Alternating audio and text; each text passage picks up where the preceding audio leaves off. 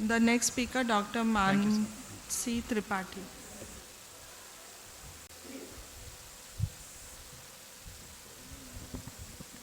A very good afternoon to all the faculty, delegates and jury present here. So I'm going to present the results of our randomized control trial comparison of low dose versus half dose intravitreal Ranibizumab in the cases of aggressive retinopathy of prematurity. I have no financial disclosure.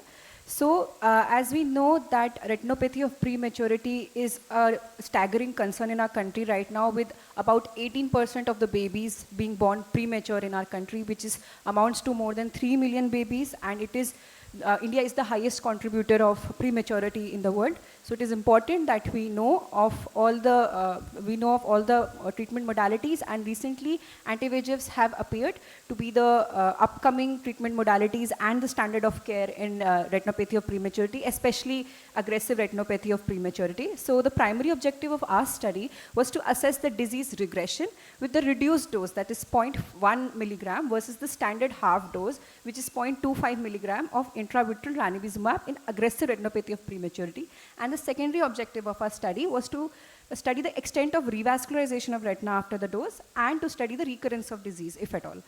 So this was the method. It was a randomized control trial which included 30 eyes of 15 preterm babies with bilateral symmetrical AP-ROP. So the reason for taking bilateral symmetrical was we introduced the standard dose in one eye and the low dose in other eye. So the confounder of the systemic stability of the child, it was ruled out, and that's how we compared both the eyes of the same baby. So the inclusion criteria were preterm babies with gestation age less than 34 weeks, less than 2,000 grams.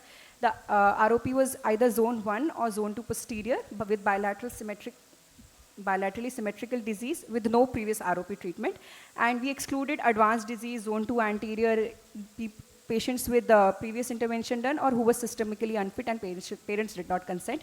So after screening, the patients were randomized the eye of each baby was randomized in one group, and one eye received 0.1 mg of ranibizumab and the other eye received 0.25 mg. And we serially followed up the babies at 1, 2, 4, 8 and 12 weeks. We did the anterior and posterior segment evaluation and then documented it by doing a RET-cam imaging.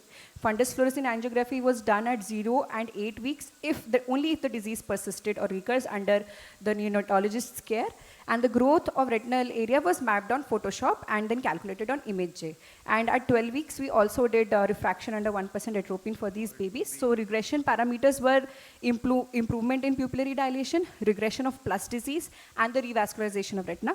We also, progression parameters we defined as progression to stage 4A, development of sequelae and recurrence of disease, and any need for additional treatment. So this is how we calculated the area. So we took the RET-cam images. The RET-cam only takes a certain amount of area at one point. So these images was combined, superimposed, and fundus montage was created as shown here. And then two examiners mapped the vascularized area. So the avascular loop that you can see here, this is not included in the vascularized area. And after that, so we are coming to the results. We saw the regression of NVI. All the babies had regressed NVI by 4 weeks, and pre-plus disease was also regressed by 8 weeks. And the p-value was significant in both the groups, with the growth being the growth being not significant. And the results, we also saw that only one child in the control group required PPV, no child required intravitreal injection, and the results were comparable in both the eyes. And complete regression was seen in 14 babies in the control group and all babies in the case group, and one child only progressed to sequelae. So the conclusion of our study was that intravitreal ranibizumab, it causes effective disease regression in AROP with significant decrease in the retinal vascular area, and the recurrence we found out was common at 6 to 8 weeks after the injection. So you need to follow up the babies accordingly. So we recommend that a reduced dose may be effectively used in treatment of AP-ROP, but however, we would like to further continue the study and include more babies in our group. Thank you. So your total follow-up period was 12 weeks after the injection? After the injection. And how many, anyone needed repeat injections? No, ma'am. In our study, we did not need injections. However, we saw that there was activation of disease in 2 babies. and in both the eyes of 2 babies. So that is also related to the systemic stability of the child.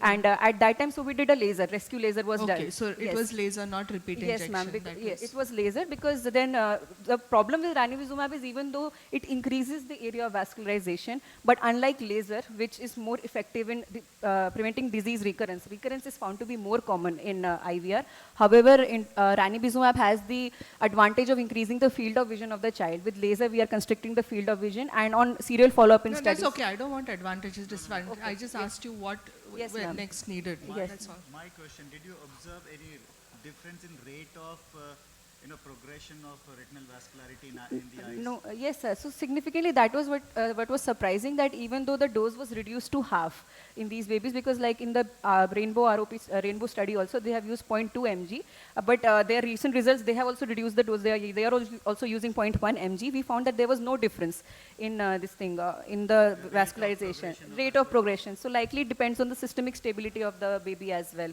And so we can safely use a lower dose in these babies to prevent any systemic Were the complications. parents informed about this? Yes, ma'am. Parents were informed, written informed consent was taken from all the patients, and we have the ethics approval of the study as well. We are still following up the babies. Now we'll come up with the 6 months results after this. Thank you.